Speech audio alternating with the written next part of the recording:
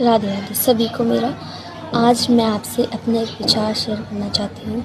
हाल ही में 3 तारीख को नीट का एग्ज़ाम हुआ था, जिसमें एक लड़की तुलसी की माला पहन के जाती है, लेकिन उसे एग्ज़ाम सेंटर में एंट्री नहीं मिलती है कि ये तुलसी की माला उतारनी पड़ेगी, तभी हम एग्ज़ाम सेंटर में जा सकते हैं। आप खुद ही सोचिए, कोई बच्चा, कोई विद्यार्थी पूरे साल किसी परीक्षा की तैयारी करता है। जब समय आता है उस परीक्षा को देने का, उसकी आध्यात्मिक चीज़ों को उससे अलग करना क्या ज़रूरी है? क्या तुलसी की माला से क्या चीटिंग हो सकती है?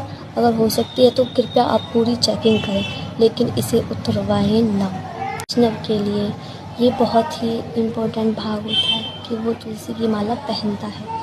कृपया मेरी यही इच्छा है कि ये रूल हटा दिया जाए कि तुलसी की माला तो एटलीस्ट ना होता है। आप अपने ओपिनियन कमेंट में ज़रूर बताना। राधे।